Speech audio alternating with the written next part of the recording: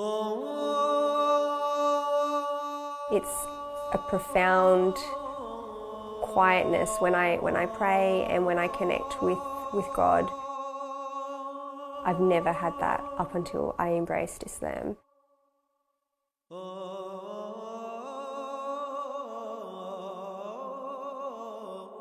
I pray 5 times a day.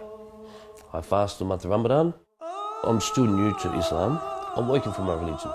It's my belief if I do these things, I'll go to paradise. I'll end up in heaven.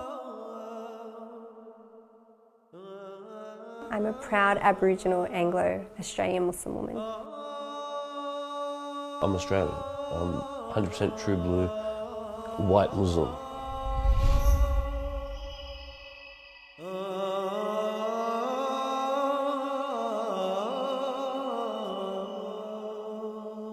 So in Islam, there's major sins and minor sins, all right?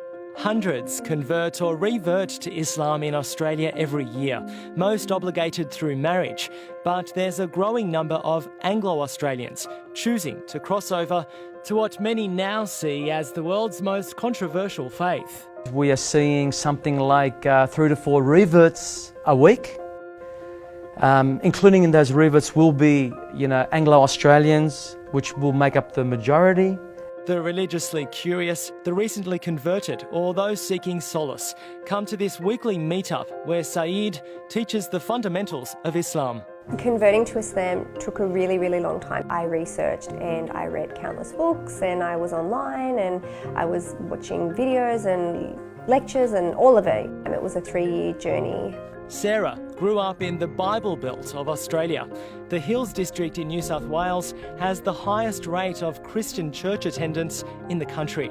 She converted to Islam while studying psychology at university. Islam gives you like a roadmap of how to live, everything that you need in order to have, in my opinion, a really happy life. Islam tells you how to do that, and I didn't have that connection, in my previous faith. I'm a good Australian. I vote. I work for Australian Mail Service. I shop in Woolworths. I have barbecues on weekends. To me, I'm an Australian as Australian could be, really. Luke grew up with no religion. Family trauma led him to make a new mate he calls the Almighty Allah. My ex-wife, she took my kids and left me just out of the blue one day. Very touching, heartbreaking. I still think about it day to day with my kids, but that's kind of when I was sitting here every day coming home to an empty house. I had been looking for direction. I've been looking for answers. Why am I here? Where do I come from? What's my roots? What's my purpose in life?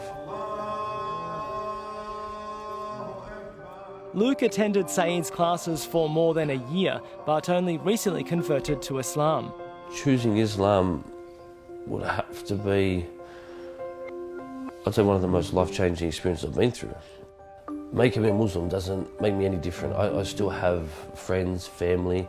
Like, a lot of times friends come to my house or I go to their house. We still have a laugh, have a chat. We still bond. Okay, I can't drink, that's okay. You can have a beer, I can sit and talk to you. We don't need to go down the milk bar and get a hamburger with bacon on it. We can put that aside.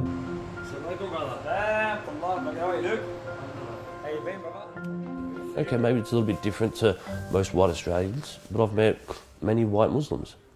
And I'm not the first, I'm not the last. Inshallah, mate. I'll see you soon. Inshallah. Thank you. My family saw that I was reading and researching Islam a lot, so it wasn't, I don't think, for them a very big shock when I came out and said, hey, Mum, Dad, I want to become Muslim. My Indigenous grandfather, he saw that I was changing in a positive way, so I was really lucky that they were really supportive. Okay, so the nuts and bolts are in the Sharia. The current issues that we have today, where Muslims are in the spotlight, you got that feeling that people are looking at you differently. They're looking at you as if you're one of the enemy now. We're asking the wider community, the non-Muslims, get to know what Islam is all about. Build those bridges. Remove the fear. But given militant group ISIS are beheading people in the name of Islam, Australia is on high terror alert and one terror suspect is dead. It's not surprising that some Australians are concerned.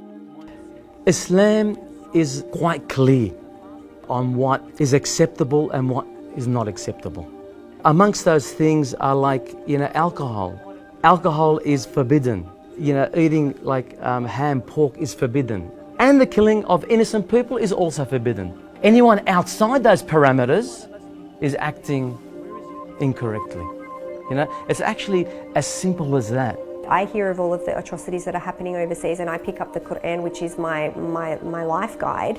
There's nothing in there about torturing people. There's nothing in there about conflict and fighting and promoting that. My way of living is the predominant way of Muslims living within our community. I think, most people are really peaceful, passive, happy families that just live their life. I think what we're being, shown in the media and abroad are the vast minority. Hadith, remember?